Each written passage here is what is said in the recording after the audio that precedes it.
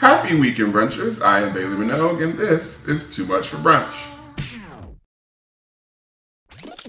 There were two situations that really defined major portions of my life. The grief that came with them. The loss. So the first, back in 2008, I went through a really ridiculous breakup. Very violent, physically, emotionally. It was a lot. It was a lot for me and all the people involved. It was a lot. It was a very painful and drawn out experience.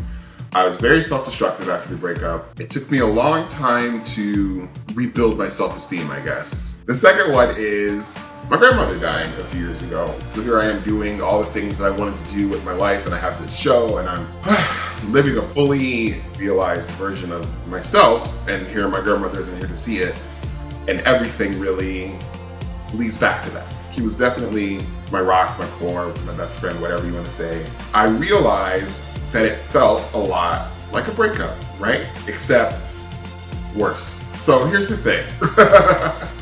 It was a wake-up call in a lot of ways, but it took me a long time to get there. The first year after that death, I was very self-destructive and very isolated. I didn't want to let myself be seen. I didn't want to open myself up to anyone, family or otherwise. I really went inside and I realized I was doing the same thing. Everybody grieves a little differently. However, I realize now that I've never really dealt with my grandmother's death, and it's all over me all the time. I'm very easily triggered, and it comes up, I would say, on a daily basis almost. The littlest things will set me off. It could be, I'll see a woman from across the room. I'll be at the bank and I'll see a woman that looks like my grandmother, and I have to go have a cry. It's serious.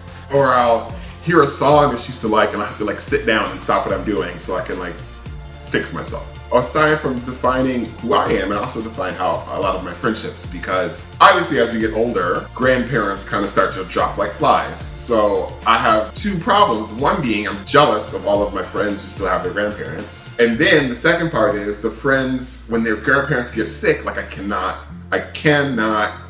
take it. This is a public apology. If your grandmother has gotten ill since my grandmother has died, and my reaction was oh, I'm sorry, you didn't hear from me for a week. I can't deal with it. I can't deal with it, especially for the closer the person to me, the harder it is. I just can't be in the dying grandmother headspace. I can't ever be there. I don't have a surviving grandmother, so luckily, I guess, I don't have to go through that again. However, it makes you feel bad. It makes you feel like a bad friend. One friend in particular came to the funeral with me, and then when her grandmother got sick, I don't think I talked to her for 2 weeks. I was if something happened to her grandmother, it was too much.